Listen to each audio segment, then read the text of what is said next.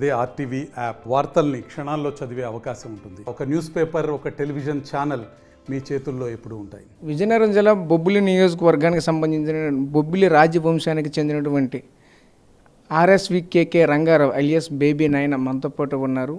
Sir నమస్తే sir. ఈరోజు sir చెప్పండి సార్, ఈరోజు చూసుకుంటే మీకు ప్రధానంగా మొట్టమొదటిసారిగా ఎమ్మెల్యే టికెట్ అయితే మీకు ఇవ్వడం జరిగింది. ప్రజలు ఎటువంటి స్పందన వస్తుంది? రాజవంశీయులుగా మీకు ఖచ్చితంగా ఈసారి ప్రజలు మళ్ళీ పట్టం కడతారా? పరోక్ష రాజకీయాల్లో 1999 నుంచి నేను ఉన్నాను. 2004 నుంచి మా ఫ్యామిలీ అంటే నా సోదరుడు సుజయ్ కృష్ణ రంగారావు గారు ఎన్నికల బరిలో ప్రత్యక్ష రాజకీయాల్లోకి వచ్చాం. రాజకీయాలు, ఎలక్షన్స్ ఇవేవి మాకు కొత్త కాదు. అయితే నాకు కొత్తగా ఏంటుందండి, ఎప్పుడు కూడా నా అన్నని గెలిపించండి, దీవించండి అడిగేవాడిని. ఇప్పుడు ఈసారి నా అంతరికి నేనే ఓటు అడగడం అనేది కొత్తగా ఉంది నాకు. కొత్తగా ఉన్న ప్రజాస్పందన చూస్తుంటే వాలంటరీగా మనం ఓటు అడిగే ముందే బాబు మీకే వేస్తాం, బాబు మీకే గెలిపిస్తాం బాబు అని ప్రజలు స్వచ్ఛందంగా వచ్చి మద్దతు తెలిపే పరిస్థితి ఇక్కడ. అది నిజంగా ఆనందంతో ఉబ్బితబ్బిబ్బవుతున్నాను. తప్పకుండా ప్రజల యొక్క నాడి చూస్తుంటే తప్పకుండా బొబ్బిలి నియోజకవర్గంలో నాకు ఈ ప్రజలు వారు సేవ చేసుకునే అవకాశం, అదృష్టం కల్పిస్తారని నేను భావిస్తున్నాను. మరి ఇప్పుడు మీ అన్నగారు మీతో పాటు వస్తారా? ఆయన ఏ విధంగా మీకు తోడ్పడుతున్నారు? ఎందుకు రారండి? తనకు కూడా చాలా ఇంపార్టెంట్ బాధ్యత ఉంది. అమలాపురం, కాకినాడ 2 పార్లమెంట్లకు కూడా తనని ఇన్ఛార్జిగా వేశారు. నేను కూడా కోరాను, నా అన్నదమ్ముడు కూడా ఉండాలండి నాకు. ఎందుకంటే తను కూడా సుదీర్ఘంగా నియోజకవర్గంలో పనిచేశాడు.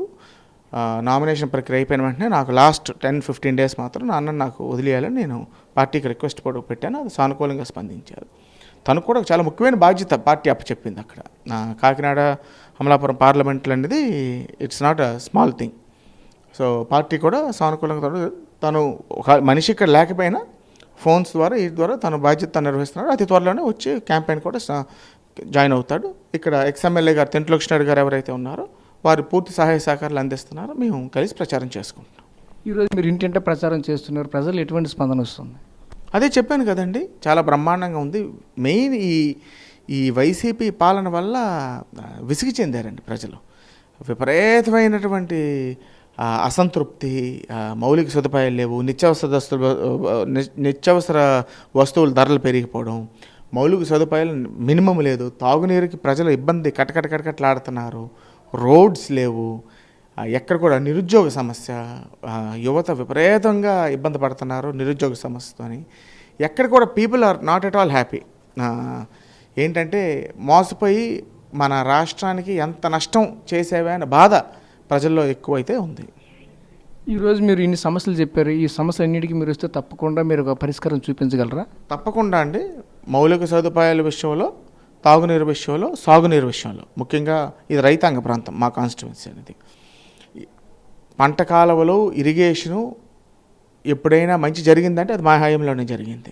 ఈ 5 సంవత్సరాలు పూర్తిగా పడుకుని పోయి సాగునీటి కాలువలు అవనివ్వండి, సాగునీటి కాలువల నిర్వహణ అవనివ్వండి, మెయింటెనెన్స్ అవనివ్వండి, అవన్నిటిని బాగు చేస్తూ మేము అప్పుడు శాంక్షన్ చేసినటువంటి లిఫ్ట్ ఇరిగేషన్ స్కీములు, ఎక్సర్సైజ్ కట్లు అవన్నీ కూడా పూర్తి చేసి రైతాంగాన్ని అందుకుంటాం. మౌలిక సదుపాయాల విషయంలో కూడా నియోజకవర్గంలో పెద్దపీట వేసి తాగునీరు సమస్యకి తప్పకుండా పెద్దపీట వేసి ప్రతి ఇంటికి, నా నియోజకవర్గంలో ప్రతి గడపకి కూడా పోర్టబుల్ డ్రింకింగ్ వాటర్, సురక్షిత మంచినీరు అందించాలనేది నా ధ్యేయం. ఇంకో ముఖ్యమైన విషయం నిరుద్యోగ సమస్య. ఏదైతే పార్టీ పరంగా ఈ 3 పార్టీలు ఎన్డీఏ కూటమి మేనిఫెస్టోలో తెలిపాయో రానున్న 5 సంవత్సరాలు 20 లక్షల ఉద్యోగాలు కల్పన, అదేవిధంగా నిరుద్యోగ భృతి ప్రతి నెలకి 3,000 ఏదైతే తెలిపారో అది కాకుండా వ్యక్తిగతంగా నేను సంవత్సరానికి 2 జాబ్ మేళాలు పెట్టి ఈ నిరుద్యోగ యువతకు అట్లీస్ట్ ఒక 10,000 ఉద్యోగాలు నా ద్వారా ఈ రాష్ట్ర వ్యాప్తంగా ఇతర రాష్ట్రాల ద్వారా నాకున్నటువంటి కాంటాక్ట్స్, నాకున్నటువంటి పరిచయాలతో ఇద్దామనేటువంటిది నా ఆకాంక్ష. చూద్దాం దేవుడు ఎంతవరకు సహకరిస్తాడు.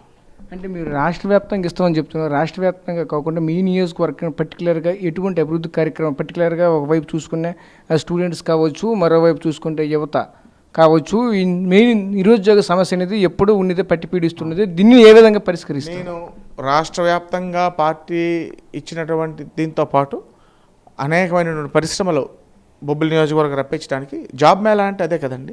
జాబ్ మేళా అంటే మీరు నా ఆన్సర్ని మీరు వినలేదు. జాబ్ మేళా ద్వారా మ్యాక్సిమం సంవత్సరానికి 2 జాబ్ మేళాలంటే is not a small thing. Maximum నా సొంతంగా జాబ్ మేళాస్ పెట్టి ప్రభుత్వంతో సంబంధం లేకుండా ప్రభుత్వం కల్పించబోయే ఉద్యోగాలకి ఎక్స్ట్రాగా ఇవన్నీ కూడా చేద్దాం అనేది మా ఆకాంక్ష. జాబ్ మేళాలు అంటే ప్రధానంగా చూసుకుని మీ నియోజకవర్గం ఇండస్ట్రియల్ కారిడార్ అయితే మాత్రం చాలా పెద్ద ఎత్తున అయితే మాత్రం ఇక్కడ అయితే ఎప్పుడు నిర్మించడం అయితే జరిగింది.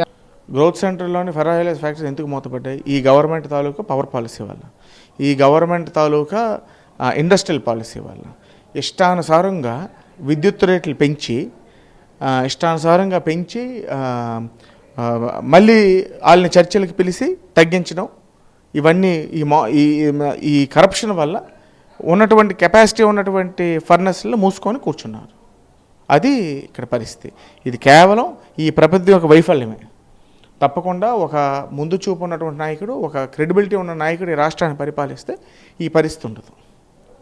Okay sir, thank you. అది ప్రధానంగా చూసుకుంటే నియోజకవర్గంలో కావచ్చు, రాష్ట్రంలో కావచ్చు, ముందు చూపున్న నాయకులు అయితే మాత్రం ఖచ్చితంగా రానున్న రోజుల్లో వస్తారు. చంద్రబాబు నాయుడుతోనే ఈ యొక్క రాష్ట్రం కావచ్చు, ఈ యొక్క నియోజకవర్గం కావచ్చు అభివృద్ధి జరుగుతుంది అనేది మాత్రం మనతో చెప్తున్న పరిస్థితి కనిపిస్తుంది. అంతేకాకుండా బొబ్బిలి నియోజకవర్గంలో ప్రత్యేకించి జాబ్ మేళా పెట్టి సుమారుగా వేలాది మంది స్టూడెంట్లకి అయితే మాత్రం నేను మేలు చేస్తాను అని చెప్తున్న పరిస్థితి కనిపిస్తుంది. కెమెరా పర్సన్ నాయుడుతో రాజేష్, RTV బొబ్బిలి నుంచి. మరిన్ని వీడియోస్ కోసం ఛానల్ ని సబ్స్క్రైబ్ చేయండి, లేటెస్ట్ అప్డేట్స్ కోసం వాట్సాప్ ఛానల్ ని ఫాలో చేయండి అండ్ లింక్ డిస్క్రిప్షన్ లో ఉంది.